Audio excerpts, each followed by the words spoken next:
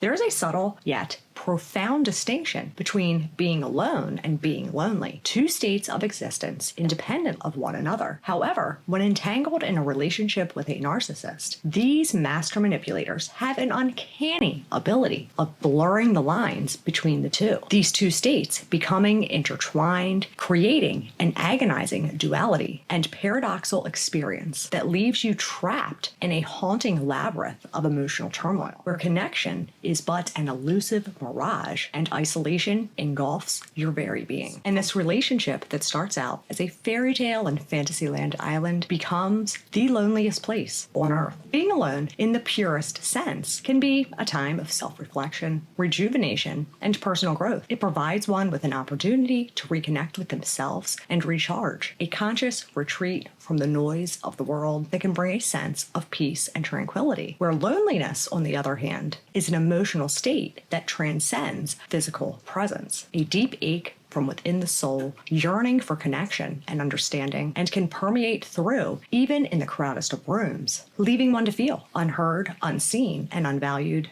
An overwhelming sense of disconnection from others, often resulting in feelings of sadness, isolation, and longing. At the beginning of a relationship with a narcissist, while you are still to this fairy tale, being on their magic carpet ride, captivated by their dazzling display of affection and attention, seducing your mind with their flattery and charm, showering you with compliments, seemingly meeting your every need. However, this love is merely an illusion, a calculated act designed to secure control, ultimately to serve as a way of getting their own needs and desires fulfilled. As the initial enchantment starts to fade, the illusion crumbles, and the loneliness sets in as you realize you were merely an object in their game of self-gratification. Because the narcissist's true objective is not to build or establish an emotional connection or bond, but rather solely to feed their insatiable ego. And as their true nature begins to surface, their self-absorption takes center stage, and your needs, emotions, and desires become inconsequential, trivial, are invalidated, or chucked out the window altogether, leaving you feeling unheard and invisible, like a shape without form or a shade without color. As this relationship progresses, their devaluation becomes more frequent and more intense, eroding your self-confidence, plagued with this nagging sense of unworthiness, and begin to question your own sanity due to the use of criticism, blame shifting, and gaslighting. Their constant, persistent belittling, pointing out everything that you didn't do or did wrong,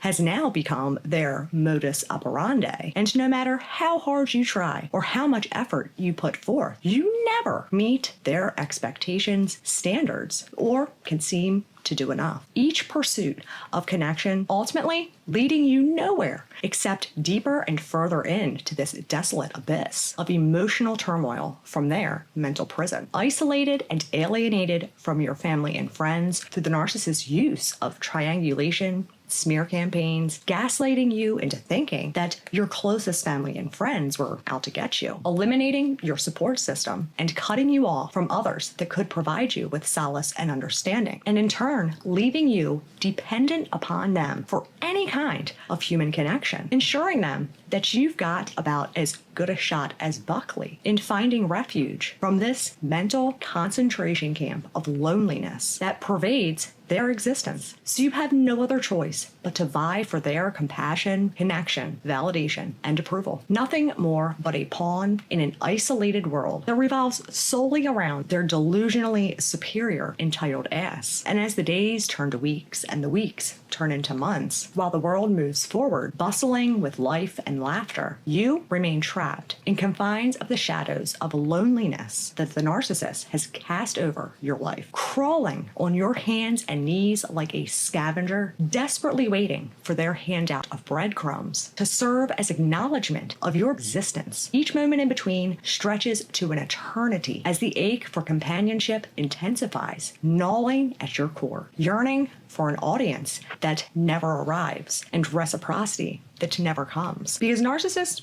don't just refuse giving reciprocity. No, they're more like reciprocity wreckers, solipsis, in their delusions of being the only thing of existence with feelings and can make you feel like you don't exist just from their presence entering into a room, and like you are not even there as you are actively conversing. This perpetual lack of connection actually does violence to your soul and causes something inside of one to feel like they are dying. The loneliness that is experienced from dealing with one of these insidious creatures can be so soul-shattering and unbearable that it feels like you literally are the last man standing on this planet. But the truth of the matter is, you are not alone, and you truly do deserve so much more than this cruel charade of psychological torture. Escaping this paradox is an arduous journey, for sure. One that takes courage and determination as you blindly navigate your way through and around the darkest corners of this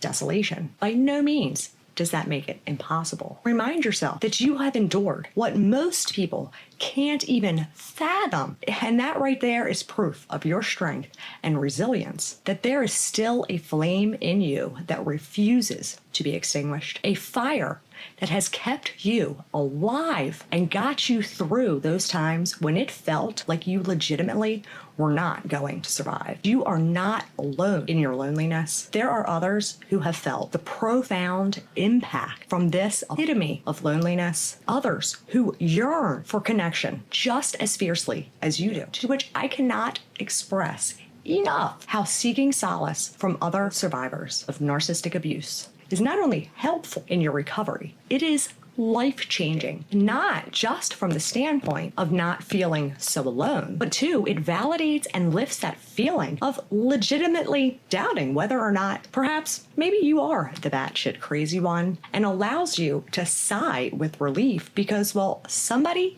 finally gets it. And that right there is huge. Seriously, I honestly do not know where I'd be or what kind of mental state I would be in if it weren't for this community of truly remarkable people that helped pull me out of the darkness and dreaded despair that comes from feeling so utterly alone, which sounds and almost feels wrong to get relief from someone else who too had to endure this horrific, soul-shattering pain and insidious brain fuckery. But as wrong as it sounds, it is not at all coming from a misery likes company mentality or context, but rather gives you a sense of belonging and, like, for the first time in a long time, that you are seen, heard, and understood. For the first time in as long as you can remember, someone knows how you feel, and not only do they give a shit, but they can resonate with you for the first time, quite possibly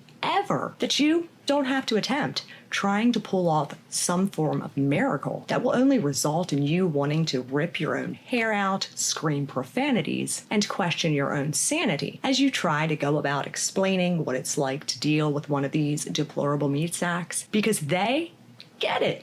They actually fucking get it. And that doesn't just give you a little pep in your step and boost to your spirits. Oh no. That is like wanting to scream the top of your lungs on the highest rooftops. Hallelujah, sweet baby Jesus, I am alive.